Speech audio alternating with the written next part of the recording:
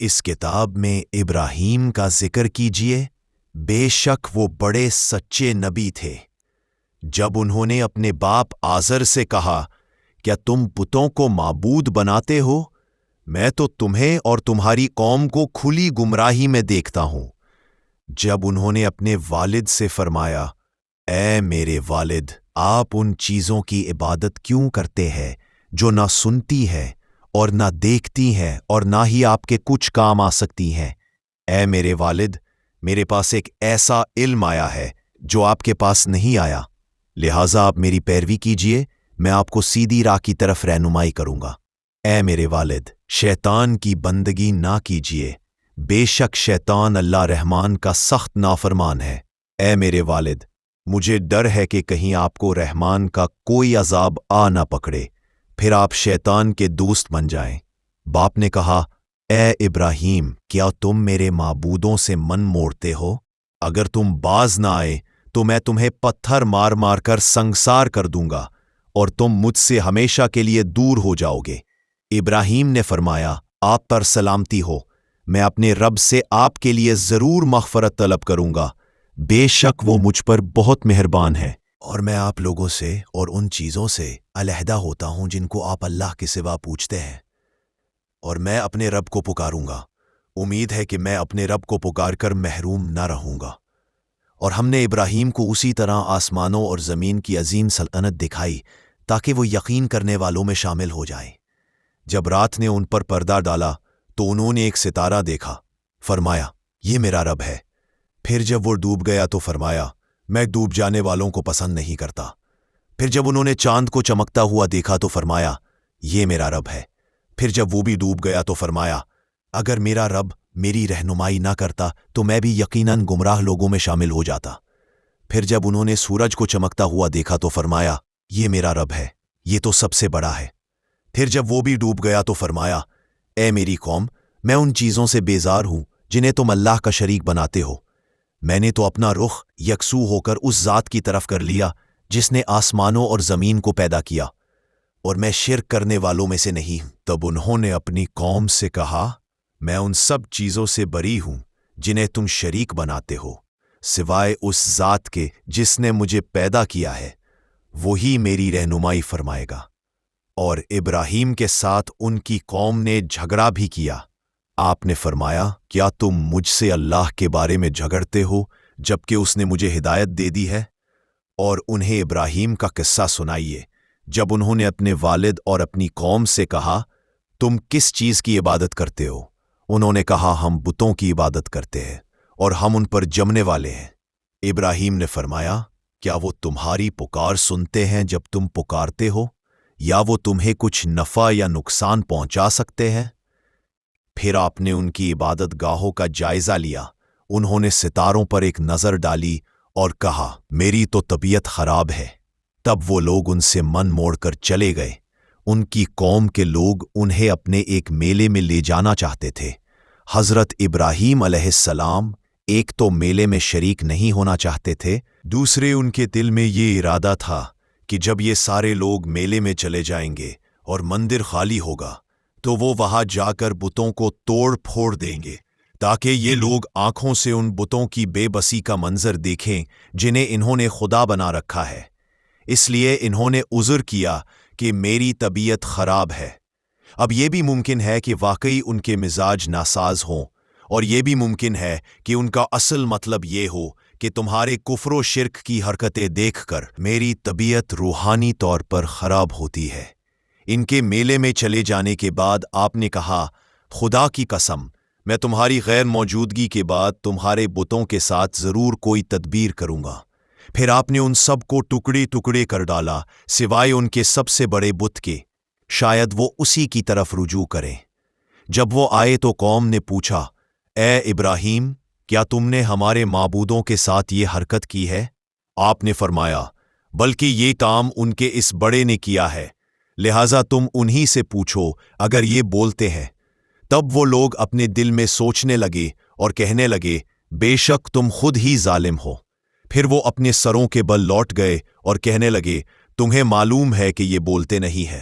ابراہیم نے فرمایا، تو کیا تم اللہ کے سوا ان چیزوں کو پوچھتے ہو جو تمہیں نہ کوئی نفع دے سکتی ہے اور نہ کوئی نقصان پہنچا سکتی ہے؟ افسوس ہے تم پر اور ان چیزوں پر جنہیں تم اللہ کے سوا پوچھتے ہو۔ کیا تم عقل سے کام نہیں لیتے؟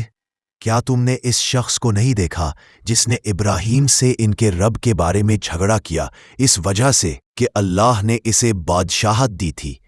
جب ابراہیم نے فرمایا میرا رب وہ ہے جو زندگی دیتا ہے اور موت بھی دیتا ہے، اس نے کہا میں بھی زندگی دیتا ہوں اور موت دیتا ہوں۔ ابراہیم نے فرمایا اچھا، بے شک اللہ تو سورج کو مشرق سے نکالتا ہے، تم اسے مغرب سے نکال لاؤ۔ تو وہ کافر حیران و ششدر رہ گیا۔ قوم نے کہا اس کو جلا ڈالو اور اپنے معبودوں کی مدد کرو اگر تمہیں کچھ کرنا ہے۔ تب ہم نے فرمایا اے آگ ٹھنڈی ہو جا اور ابراہیم پر سلامتی والی ہو جا۔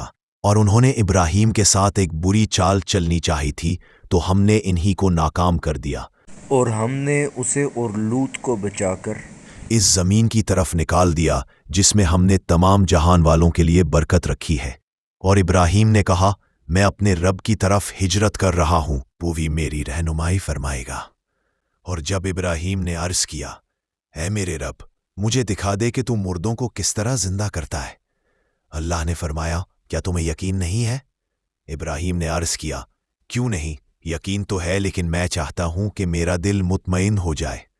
اللہ نے فرمایا اچھا، 4 پرندے لو، انہیں اپنے ساتھ مانوس کر لو، پھر ان کا ایک ایک ٹکڑا پہاڑوں پر رکھ دو، پھر انہیں پکارو، وہ تمہارے پاس دوڑتے ہوئے آئیں گے۔ اور ابراہیم نے فرمایا اے میرے رب مجھے نیک اولاد عطا فرما۔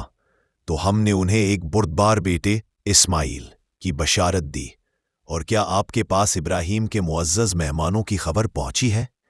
جب وہ ان کے پاس آئے اور سلام کہا تو انہوں نے بھی سلام کہا۔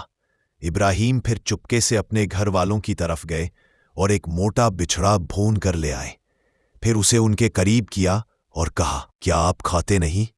جب اس نے دیکھا کہ ان کے ہاتھ اس کھانے کی طرف نہیں بڑھ رہے تو اس نے ان کا انکار کیا اور ان سے خوف محسوس کیا۔ انہوں نے کہا خوف نہ کیجیے، ہم قوم لوط کی طرف بھیجے گئے ہیں۔ اور انہوں نے اسے ایک صاحب علم بیٹے اسحاق کی خوشخبری دی۔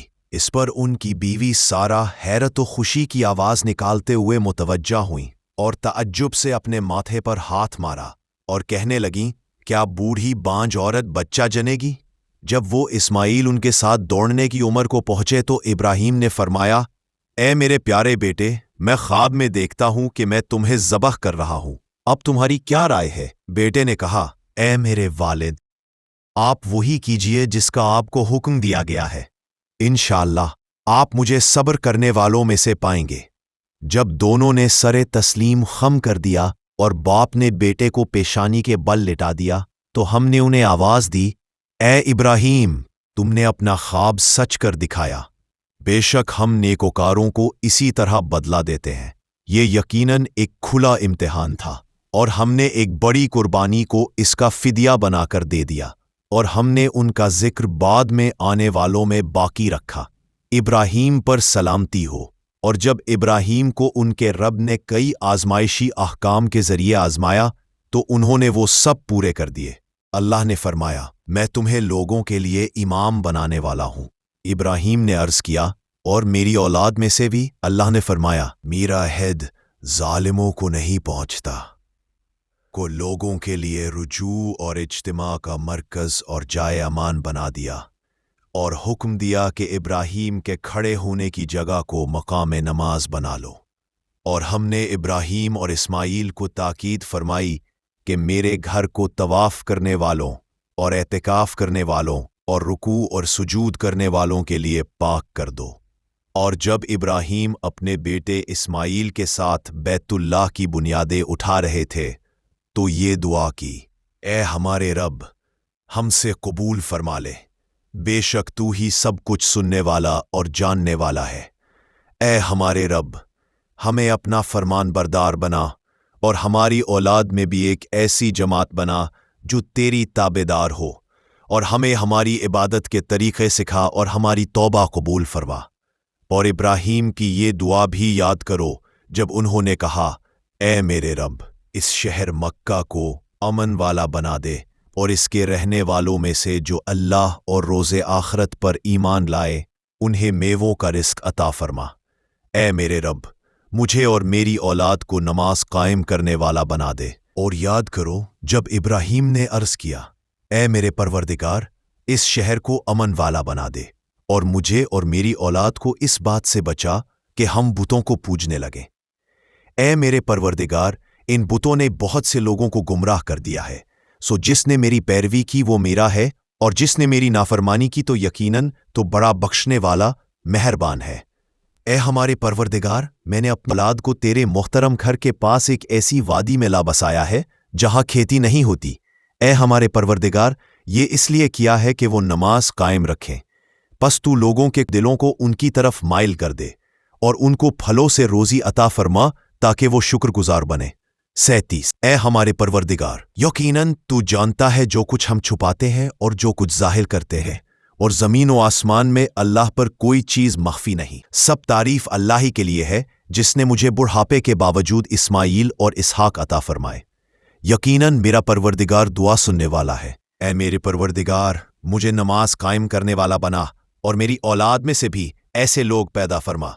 اے ہمارے پروردگار، اور میری دعا قبول فرما۔ اے ہمارے پروردگار، مجھے، میرے والدین کو اور سب ایمان والوں کو اس دن بخش دے جس دن حساب قائم ہوگا۔